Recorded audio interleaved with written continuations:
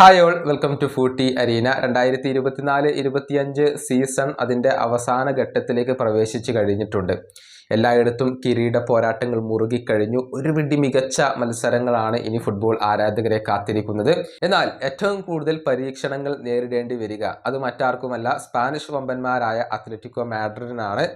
അതായത് കടുത്ത എതിരാളികളായ റയലിനെയും ബാഴ്സയെയും അടുത്ത 9 മത്സരങ്ങൾക്കുള്ളിൽ 5 തവണ നേരിടേണ്ടി വരുന്നു എന്നുള്ളതാണ് യാഥാർത്ഥ്യം. അത് നമുക്കൊന്ന് പരിശോധിക്കേണ്ടതുണ്ട്.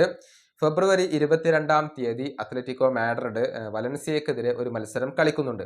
പിന്നീട് ഫെബ്രുവരി 25-ാം തീയതി ബാഴ്സലോണയും അത്ലറ്റിക്കോ മാഡ്രിഡും തമ്മിൽ ഏറ്റുമുട്ടുന്നുണ്ട്. കോപ്പ ഡെൽറേയിലെ സെമി ഫൈനൽ പോരാട്ടമാണ് അത്.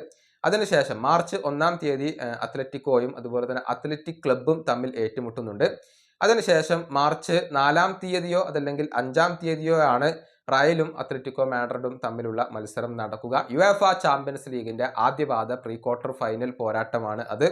ഇനി മാർച്ച് 9-ാം തീയതിയോ അതുപോലെ 8-ാം തീയതിയോ ഗെറ്റാഫയും അത്ലറ്റിക്കോ മാഡ്രിഡും തമ്മിൽ ഏറ്റുമുട്ടുന്നു. അതിനുശേഷം മാർച്ച് 12-ാം തീയതിയോ 11-ാം തീയതിയോ അത്ലറ്റിക്കോ മാഡ്രിഡും റയൽ മാഡ്രിഡും തമ്മിൽ ഏറ്റുമുട്ടുന്നു. യുവേഫ ചാമ്പ്യൻസ് ലീഗ് മത്സരമാണ്.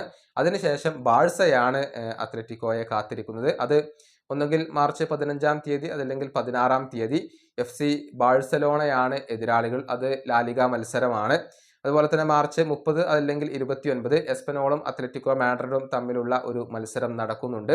അതിനുശേഷം ഏപ്രിൽ 2-ാം തീയതി അത്ലറ്റിക്കോ മാഡ്രിഡും FC ബാഴ്സലോണയും തമ്മിൽ ഒരു മത്സരം നടക്കുന്നുണ്ട്. അത് കോപ്പ ഡെൽറേയിലെ ആ ഒരു സെമി ഫൈനൽ പോരാട്ടമാണ്. അതായത് ബാഴ്സയെ ഈ കാലയളവിനുള്ളിൽ 3 തവണ അത്ലറ്റിക്കോ മാഡ്രിഡിന് നേരിടേണ്ടി വരുന്നു.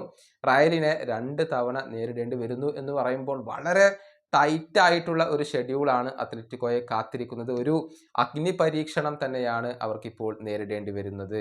ഈ വീഡിയോ അവസാനിപ്പിക്കുന്നു. അടുത്ത വീഡിയോയിൽ വീണ്ടും കാണാം.